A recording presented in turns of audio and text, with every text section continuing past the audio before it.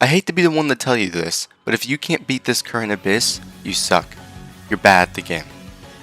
Okay, all jokes aside, I'm GoldDemon 12, and today we'll be going over the brand new 2.0 Spiral Abyss. So as a quick rundown for how this video is going to be structured, I'm going to go over each floor and strategies you might want to use for conquering each of the chambers on that floor. As a side note, I also stream on Twitch, as seen on the screen and in the description below, so if you want additional help or want to even chat about the game, you can join me there. So in the first chamber of floor 9, you're going to go up against a large amount of Hydro Slimes, some Semi-Churls, and Archers. Now, you don't really need to worry about the mechanic here of the lightning circle. If you go outside of it, you will be struck with lightning every few seconds. Not too much to worry about, especially with healers. Now, I do recommend bringing a cryo unit or someone with massive amounts of AoE to deal with these and group them together if need be. Otherwise, it should be too hard if you have decently built units. This also goes for the second half of floor 9.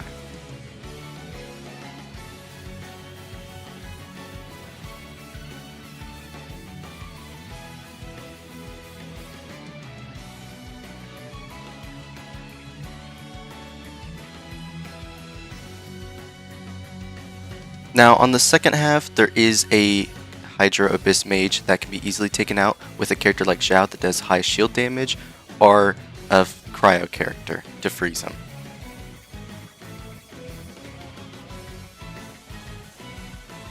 Now Chamber 2 shouldn't be an issue for most players. They are for 2E enemies, so if you don't kill them fast enough, they will put on Overshield. For the Overshield, if it is a cryo one, you're going to want a pyro character to take it out. If it is a Hydro one, you're going to want a cryo character to take that one out. If it's Electro, you're also going to want a cryo for that one. Now, there also is a Geo one, which can be taken out either by Overload or Claymore characters.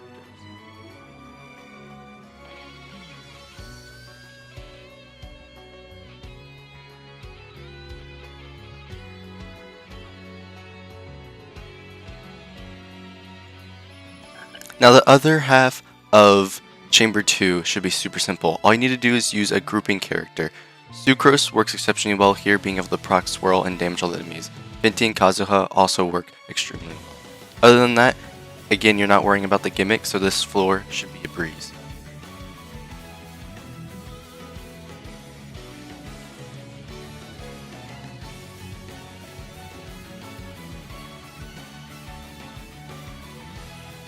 For the third chamber, you're going up against a Stonehide and a Frostarm Lodge Churl. In order to take out the Stonehide shield, you want a Claymore character or Overload to quickly destroy it. As for the Frostarm, Pyro characters are most effective.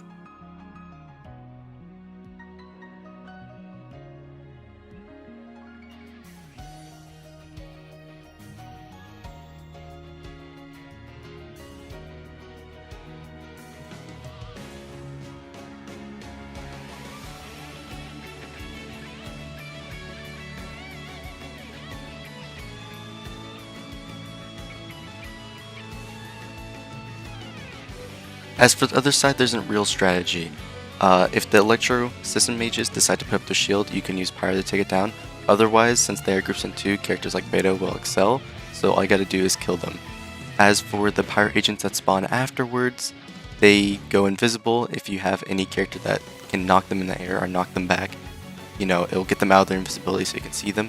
Other than that, you just gotta kill them. So in floor 10, the strategy here is a bit different. If you don't kill the big enemy, right, the main enemy in that stage, they will heal up from its subordinates along the side. Strategy here is to get them grouped together so you can easily take them out all at the same time. Should be done pretty fast, especially with a Pyro character. And I mentioned that specifically because you want a Pyro character to take out the Electro shielding within this stage. Other than that, shouldn't be too difficult as long as you can actually kill them.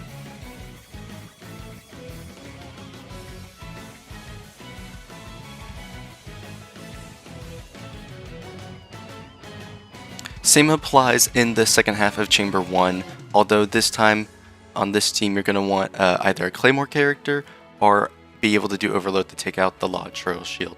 Otherwise, shouldn't have too much issue with the low amount of enemies.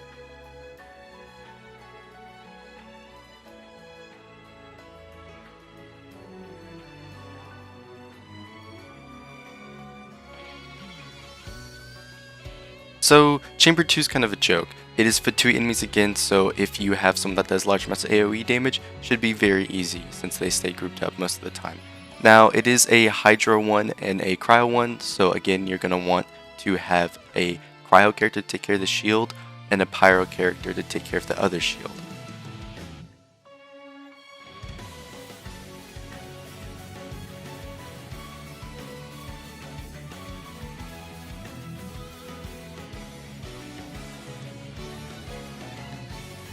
The second half, same thing applies.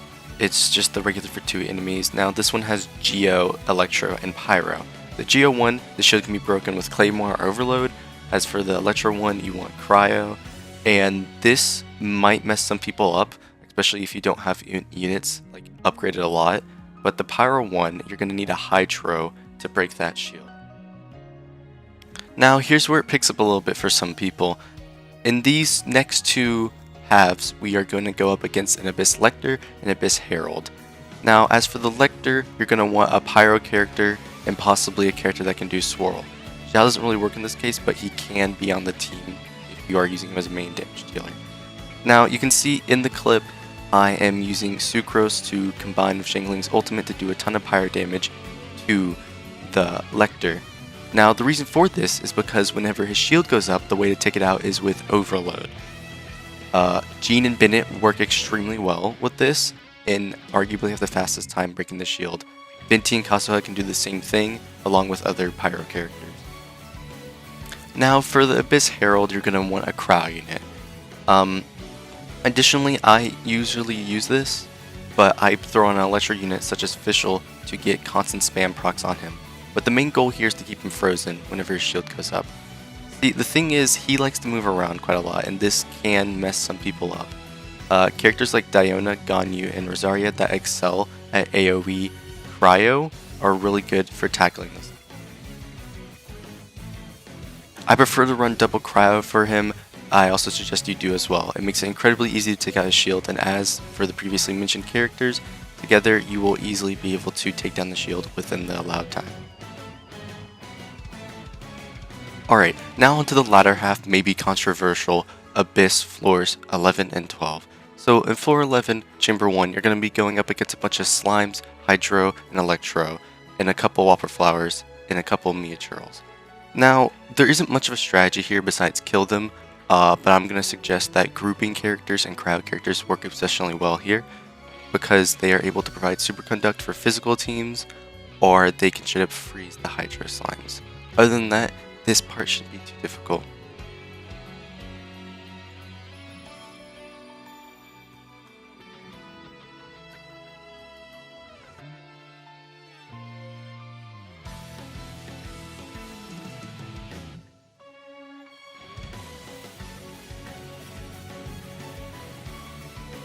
Alright, so in the second half of this chamber, you're going to come up against 2 enemies with Electro Shielding. In order to take them out, you're going to want to use a Pyro character. I specifically use the combination of Bennett and Jean to quickly deal with these shields, and then just swap to Zhao to do all the damage.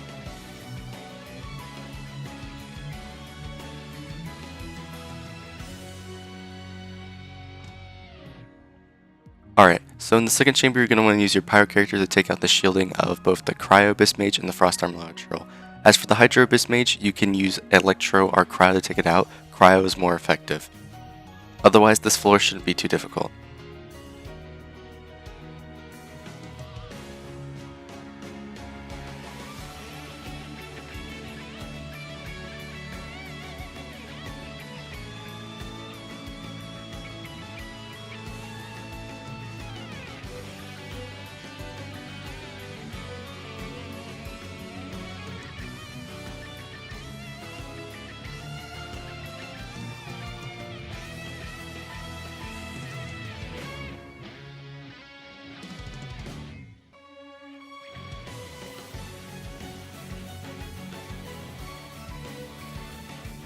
So in this half you're going to go up against an Abyss Lector and 2 Abyss Mages, Electro and Pyro. You can use Swirl to instantly take out the shield of the Electro one and deal huge damage to the Pyro one. Other than that, you want to bring a Hydro character on this team to deal with the later floor. After you take out the Abyss Mages, you want to focus on using your Pyro character to attack the Abyss Lector. Pyro is what's effective against these shields, and using a combination of this and a swirl character should make it incredibly easy to take out. Chamber 3. First half you're going to go up against a Cryo Hypostasis. You're going to want to use your DPS characters to do as much damage to it as you possibly can. Once it goes in the final stand, you're going to make use of your Pyro character to do a tiny bit of damage to the shield, and then attack the balls that it shoots out to break the shield. I find this strat to be super effective, so you don't have to go and hit the third ball, making it much easier to deal with this boss.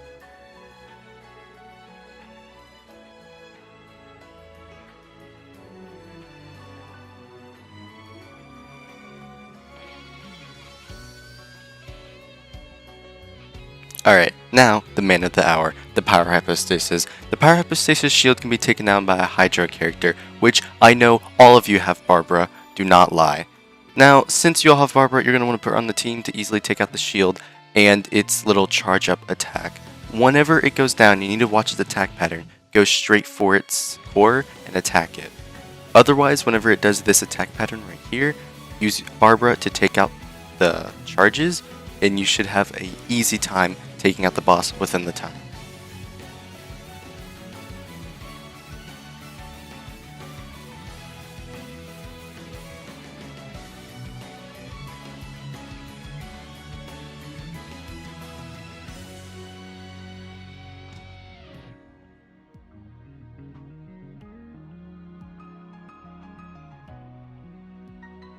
Now then, floor 12. Floor 12's mechanic is this really annoying energy high tide mechanic that flips on and off. You either have a time where you gain a ton of energy through extra particles, or you gain absolutely zero energy from any particles at all. This can prove to be annoying for some teams, or just players in general. I did actually have a bit of an issue with this, however my team was strong enough to get it within the time. Now I believe the run shown is not actually my full star clear, however it's here to give an example. As for the enemies and their shielding, I'm pretty sure Pyro is what you want to use to take it off. I believe you can also use Cryo as well. Swirl kind of works, but again in this case I'm using it with a Pyro character. Now these two guys shown on screen, the two samurais, you need to take them out at the same time. Otherwise the other one will heal up from his teammate going down.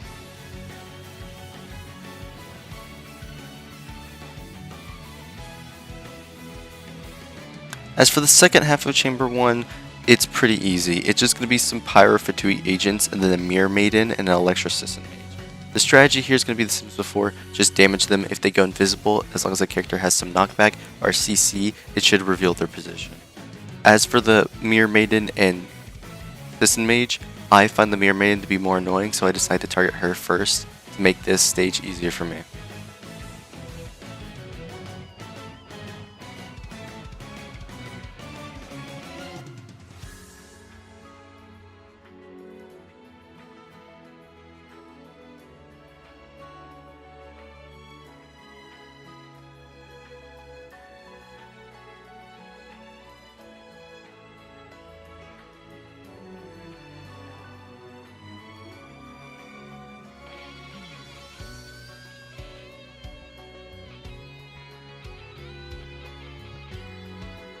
In Chamber 2, you're going to go up against multiple Mia Churls and a Thunder Armlaw Churl and a Hydra Abyss Mage. This shouldn't be too difficult. Besides the energy mechanic, all you need to do is kill them and then take out the shields with a Pyro character and Cryo character for the Hydra shield.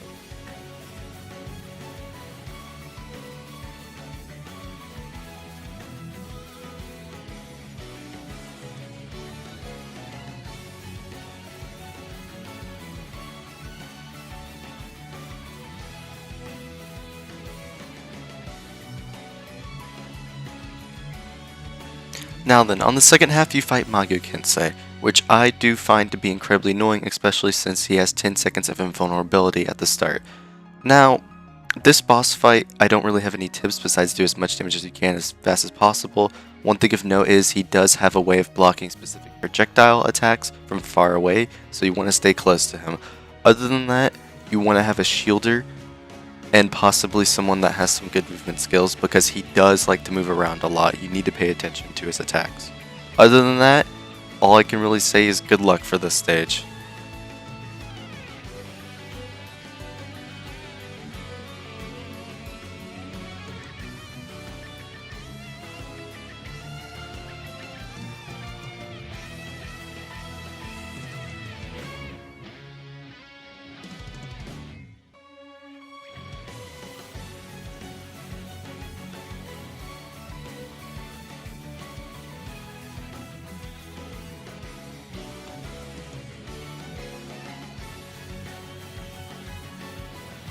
Now, the last chamber is arguably the easiest of all of them on floor 12. Basically, you're just going to go up against a bunch of ruin enemies, and, well, you know what to do here. Do as much as you can to take them out. They are grouped up whenever the little ones come out, and as for characters like Xiao, they will trigger the Ruin Hunter's aerial barrage attack. Now, Xiao will have trouble taking it out, jumping and like hitting him in the eye, so you might want to bring a bow character on his team. Other than that, you might not want to use him against it, but also another way to trigger this is by staying on top of a geostructure and getting above the eye. If you do that, it will trigger that, and then all you have to do is stun it by using a bow character. The second half, I also recommend bringing a bow character to stun the Ruin Guard. It's very easy to do. You just need to shoot him once with a fully charged shot in the eye, charge another one, and then shoot it right as he's about to stand up again. Then he'll be stunned. Other than that, this floor you shouldn't face too many issues with.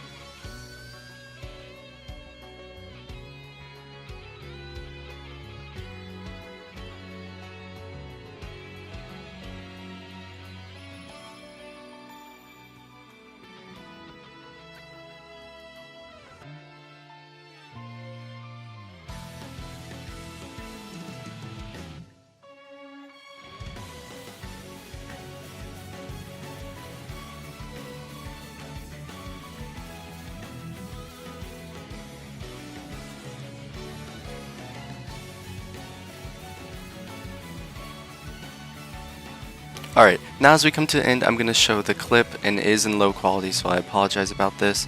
But this is the clip of me actually finally conquering the Abyss with the full 9 stars. What I did here is actually swap teams because I didn't get the full stars with the original team setup I had. All I did was flip them and add Fischl to this so I could stun. Otherwise, I find this Abyss actually pretty easy, and hopefully this guide helps you.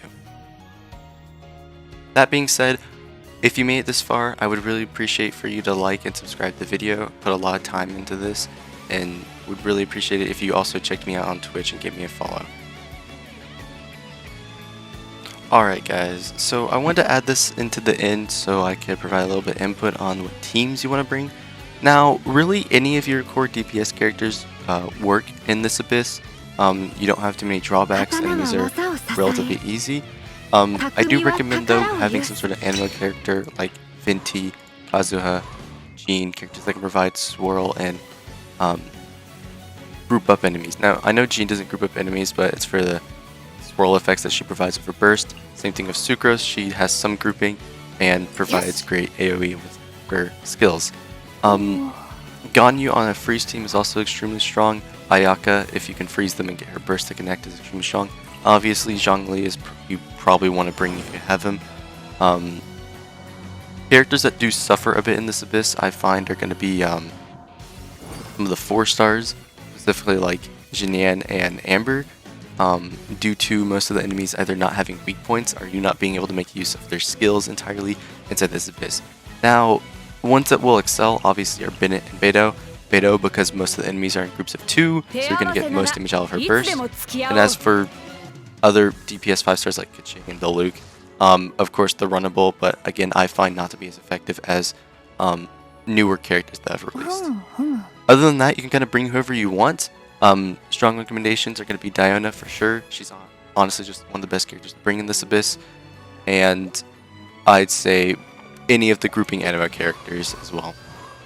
So then, if you liked, feel free to check me out on other platforms, and I'll see you in the next one.